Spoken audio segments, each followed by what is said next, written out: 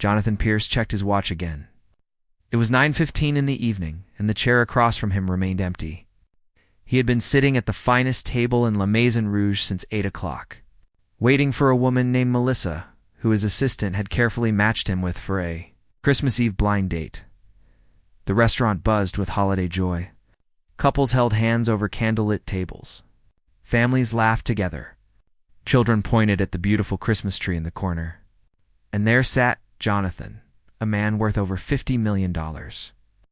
Completely alone, he pulled out his phone and called Melissa for the 4th time. Straight to voicemail. Again, Jonathan let out a long breath and ran his fingers through his dark hair. This was supposed to be different. His assistant had promised him that Melissa was perfect. A successful marketing director, smart, ambitious, and looking for something real, but apparently she had found something better to do on Christmas Eve than meet him. A cheerful voice broke through his thoughts. Still waiting for that mystery guest? Or did she get lost in a snowstorm? Jonathan looked up to see a waitress standing beside his table. She had warm brown eyes, a bright smile, and a small Christmas bell hanging from her apron that jingled when she moved. Her name tag read Hannah. "I think I've been stood up," Jonathan admitted. Surprised by his own honesty, Hannah made a dramatic gasp and placed her hand over her heart. On Christmas Eve, that should be illegal. Like actual jail time, illegal. Jonathan could not help but smile.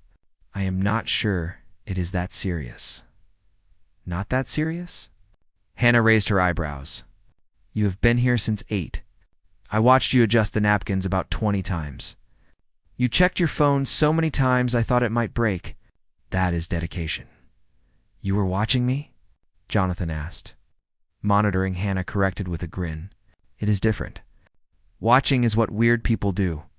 Monitoring is professional waitress responsibility. I keep track of all my tables." Jonathan laughed, and it felt good. He had not laughed in weeks.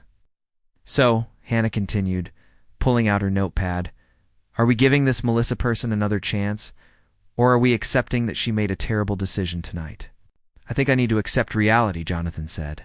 "Good choice." "Reality is underrated," Hannah tapped her pen against the notepad. "Now what can I get you?" "And please do not say salad. Salad on Christmas Eve should be a crime. What do you recommend?" Hannah leaned in like she was sharing a secret. "The mushroom risotto is amazing. It has so much cheese that doctors would probably warn you about it. But doctors are not here, and cheese makes everything better." "Then risotto it is," Jonathan agreed. "Excellent decision. You just earned points on my good customer scale." Hannah started to walk away, then turned back. "By the way, this Melissa does not know what she missed. You seem like one of the good ones." Before Jonathan could respond, she disappeared toward the kitchen, her bell jingling softly. Jonathan sat back in his chair, feeling something shift inside him. For the past 3 years, he had gone on countless dates arranged by friends, family, and dating apps. Every single one had been disappointing. Women who only cared about his money, women who talked about themselves all night, women who showed up late or did not show up at all. But this waitress, Hannah, had made him smile more in 5 minutes than anyone had in months. She returned 10 minutes later with a steaming plate of risotto that smelled incredible. "Here you go," she announced, setting it down with a flourish. "The best dish in this entire building. I personally guarantee it." "Did you make it yourself?" Jonathan asked. "No, but I did convince the chef to add extra cheese." "I told him you were having a rough night," Hannah winked. "I may have also mentioned that your pet goldfish died today. I do not have a goldfish. Does not know that. And it worked, so everyone wins." Jonathan shook his head, but he was smiling again. "You are something else." "I have been told that before. Usually not as a compliment, but I choose to take it as one." Hannah pulled out the chair across from him and sat down. "The restaurant is slow right now, so I have a few minutes. Mind if I ask you something?" "Go ahead. Why are you doing these blind dates? You seem normal. Nice face, good manners. You did not yell at me when I made the goldfish joke. What is the deal?" Jonathan thought about it for a moment. "I guess I am tired of being alone, especially during the holidays." Hannah nodded slowly. "That makes sense. Christmas can be hard when you do not have someone to share it with. What about you? Jonathan asked. Do you have plans tomorrow? Christmas dinner at my mom's house, Hannah said. It will be me, my mom, Barbara, and my little brother, Tyler. We always cook way too much food, play board games, and argue about which Christmas movie is the best. That sounds nice, Jonathan said. And he meant it. It's chaos, Hannah admitted. But the good kind. The kind where everyone talks too loud and laughs too much and you go home feeling full in every way that matters. Jonathan felt a small ache in his chest. He could not remember the last time he had felt that way. Hannah must have seen something in his face because her expression softened. Hey, you know what? You should come, Jonathan blinked. What? To Christmas dinner. At my mom's house, tomorrow. Hannah, I cannot just crash your family Christmas. You're not crashing. I am inviting you. Big difference. She grabbed a napkin and pulled out her pen. Here is my address. Dinner starts at 5. Bring nothing fancy because my mom drinks boxed wine and thinks it is gourmet. Jonathan stared at the napkin with an address written in round, cheerful letters. We just met, I know. But you seem like a good person, and no one should spend Christmas alone. Hannah stood up and pushed the chair back in. Think about it. No pressure. But if you show up, I promise you will have the best Christmas you have had in years. She walked away before Jonathan could say anything else. Her Christmas bell jingling with each step. Jonathan ate his risotto slowly. Thinking about everything that had just happened, a stranger had invited him to her family Christmas. It was crazy. It made no sense. He should politely decline and spend tomorrow in his penthouse like he did every year. But when he left the restaurant that night, the napkin with Hannah's address was safely tucked in his pocket. And for the first time in a long time, Jonathan Pierce was excited about Christmas. Christmas morning arrived with soft snowfall covering Chicago's streets. Jonathan woke up early, which was unusual for him on a holiday. He picked up the napkin from his nightstand and read Hannah's address again. Oak Street, number 215. Dinner at 5. He spent the morning telling himself all the reasons he should not go. He barely knew her. Her family might think he was strange. He had nothing to wear that was not too expensive. But then he remembered Hannah's smile and the way she had made him laugh. He remembered what she said about Christmas being hard when you do not have someone to share it with. At 4:30, Jonathan got in his car and drove to Hannah's neighborhood. The house on Oak Street was small and cozy. With Christmas lights wrapped around the porch railing and a plastic snowman in the front yard, it was nothing like his modern penthouse or his family's mansion in Florida. It was simple and warm and felt like home. Jonathan parked and sat in the car for a full minute, gathering courage. Then he walked to the door and knocked. The door flew open immediately. He came. Hannah practically shouted. She was wearing a green sweater with a reindeer on it, and the reindeer's nose actually lit up. I thought you might change your mind. My mom said you probably would not show up, but I told her you were different.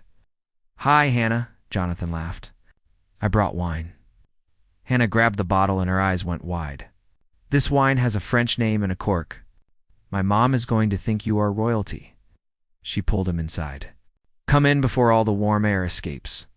The house smelled like turkey and cinnamon and something sweet baking in the oven. A Christmas tree stood in the corner, covered with ornaments that clearly had stories behind them. Some were handmade, some were worn, and none of them matched. Mom, Tyler, he is here, Hannah called out. A woman in her 50s came from the kitchen, wiping her hands on an apron that said Best Mom Ever in glittery letters. She had the same warm eyes as Hannah and the same welcoming smile. You must be Jonathan, she said, pulling him into a hug before he could offer his hand. I am Barbara. Hannah has not stopped talking about you since last night. Mom, Hannah groaned. You promised you would not embarrass me. Promise no such thing. Barbara winked at Jonathan. Come in, sweetheart. Make yourself at home. A young man around 19 came down the stairs. He had shaggy brown hair and was wearing a sweater with the Grinch on it. This is Tyler, Hannah introduced. My little brother. He thinks he is funny. I am funny, Tyler said. And you must be the guy who got stood up at the restaurant. Rough night? Tyler. Hannah threw a pillow at him. What? I am just making conversation. Jonathan laughed. It was pretty rough, but it got better because of Hannah. Tyler made a gagging face. She is going to be insufferable now. I already was, Hannah said proudly. Barbara led everyone to the living room and handed Jonathan a glass of apple cider. So, Jonathan, Hannah says you run some kind of business. I own a software company, Jonathan said. Software? Like computers? Barbara looked impressed. That sounds complicated. I can barely figure out how to send a text message. Yesterday, I accidentally sent a picture of the turkey to my book club group. Was it a good picture at least? Jonathan asked. Beautiful. The ladies said it looked professional. Barbara laughed. But anyway, enough about my technology disasters. Are you hungry? Dinner is almost ready. The dinner table was crowded with dishes. Roasted turkey, mashed potatoes, green beans. Homemade rolls and cranberry sauce that Barbara admitted she bought from the store, but put in a nice bowl to make it look homemade. Before we eat, Barbara announced, we have a tradition. Everyone says one thing they are grateful for this year. Tyler went first. I am grateful I finally passed my driver's test. On the third try, Hannah added. That still counts, Tyler argued. Barbara went next. I am grateful for my 2 wonderful children and for this beautiful meal we are about to share. Hannah thought for a moment. I am grateful for unexpected surprises, for moments that do not go according to plan but turn out better than you ever imagined. She looked at Jonathan when she said it, and he felt his heart skip. Jonathan, your turn, Barbara encouraged. Jonathan cleared his throat. I am grateful for kindness from strangers, for being reminded that good people still exist, and for being here with all of you today. Barbara dabbed her eyes with a napkin. Oh, now you made me cry. Let us eat before I turn into a puddle. Dinner was loud and chaotic and absolutely wonderful. Tyler told embarrassing stories about Hannah. Barbara shared too many details about her dating life. Hannah laughed until her sides hurt, and Jonathan felt something he had not felt in years. He felt like he belonged. After dinner, they played board games. Hannah accused Tyler of cheating at every single one. Tyler accused Hannah of being a sore loser. Barbara kept forgetting the rules and making up her own. This is the most fun I have had in forever, Jonathan admitted. Really? Hannah looked surprised. But you are a millionaire. You probably go to fancy parties all the time. Fancy parties are overrated. Everyone is trying to impress everyone else. No one is real. Jonathan looked around the small living room. This is real, Hannah smiled, and it was the most beautiful smile Jonathan had ever seen. Later that night, after Barbara and Tyler had gone to bed, Hannah walked Jonathan to the door. Thank you for coming, she said softly. I know it was weird to invite a stranger to Christmas, but I am really glad you said yes. I am glad too. Jonathan hesitated, then asked, Can I see you again? Tomorrow, maybe? Hannah's face lit up. I would like that. Can I call you? You better. Jonathan stepped onto the porch, then turned back. Hannah, thank you for everything. This was the best Christmas I have had in years. Hannah smiled. Merry Christmas, Jonathan. Merry Christmas, Hannah. As he drove home through the snowy streets, Jonathan could not stop smiling. He had come to Chicago for a blind date that never happened. But somehow, he had found something much better. He had found Hannah. The week after Christmas was a blur of phone calls, text messages, and dates. Jonathan and Hannah saw each other every single day. They went ice skating downtown, where both of them fell so many times that a little girl asked if they needed help. They got hot chocolate at a tiny cafe and talked for hours. They watched movies at Jonathan's penthouse while Hannah made fun of how many rooms he had. You have a room just for watching movies? Hannah asked, amazed. It has very comfortable chairs, Jonathan defended. Jonathan, my entire apartment could fit in this room. Hannah looked around. How do you not get lost? I have a good sense of direction. You got lost in my mom's house looking for the bathroom. That was different. Hannah laughed, and Jonathan realized he was falling in love with that laugh. With her honesty. With the way she made everything simple and warm and real. On December 30th, Jonathan asked her the question that had been building inside him for days. My family has a New Year's Eve party every year in Florida, he said. Would you want to come with me? Hannah nearly dropped her coffee cup. Florida? To meet your family? Yes. Jonathan, we have known each other for a week. I know. Is that a problem? Hannah stared at him for a long moment. Then her face broke into the biggest smile he had ever seen. No. It is not a problem at all. Yes. I will go. The next morning, they flew to Miami. Hannah had never been on a plane before and spent the entire flight asking questions about how something so heavy could stay in the air. Physics, Jonathan explained. That is not helpful, Hannah said, gripping his hand during takeoff. Jonathan's family home was a mansion on the beach. Hannah's jaw dropped when she saw it. This is your house? This is like a resort. She looked at Jonathan with wide eyes. You really are rich. Does that bother you? Hannah thought about it. No. But my mom is going to lose her mind when I tell her about this. Jonathan's mother, Patricia, met them at the door. She was elegant and warm, and she immediately wrapped Hannah in a hug. You must be Hannah. I have heard wonderful things. Patricia held her at arm's length and studied her face. You are even prettier than Christopher described. Thank you, Hannah said. Your house is beautiful. This old thing? Patricia waved her hand. Come inside. Everyone is dying to meet you. The party that night was filled with relatives, family friends, and more food than Hannah had ever seen. She met Jonathan's older brother Marcus, who teased Jonathan mercilessly. She met his grandmother, who told her all the embarrassing stories from Jonathan's childhood. She met cousins and uncles and aunts who all seemed genuinely happy to see her. They like you, Jonathan said as they stood by the pool, away from the crowd. You sound surprised. I am not surprised. I knew they would love you. Jonathan took her hand. Everyone loves you. Hannah looked up at him. The party lights reflected in her eyes, and she had never looked more beautiful. Jonathan, can I tell you something? Anything.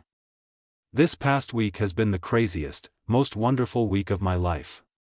A week ago, you were just some sad guy sitting alone at my restaurant. And now you are someone I cannot imagine my life without. Hannah squeezed his hand. Is that weird? No, Jonathan said. Because I feel the same way. The countdown began inside the house. People started gathering, voices rising in excitement. 10, 9, 8. Hannah, Jonathan said, his heart pounding. 7, 6, 5. Yes? 4, 3, 2. I love you.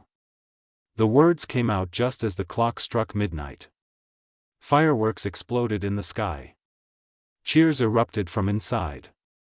And Hannah stood there, tears in her eyes, smiling. I love you too, she whispered. Jonathan pulled her close and kissed her. It was soft and sweet and felt like the beginning of everything. When they pulled apart, Hannah laughed. You know, if Melissa had shown up that night, we never would have met. Then I am grateful she did not. Me too. They stood together, watching the fireworks paint the sky in brilliant colors. A week ago, Jonathan had been alone and hopeless. Now he was in love with a woman who had changed everything with nothing but kindness and a jingle bell on her apron. What happens now? Hannah asked. Whatever we want, Jonathan answered. We have all the time in the world. Hannah leaned against him, and they watched the new year begin together. Two strangers who had found each other on the loneliest night of the year. A millionaire who learned that money could not buy happiness. A waitress who proved that sometimes the best things in life come from the simplest acts of kindness. And as the last firework faded into the darkness, Jonathan knew with absolute certainty that this was only the beginning of their story. A story that would last forever.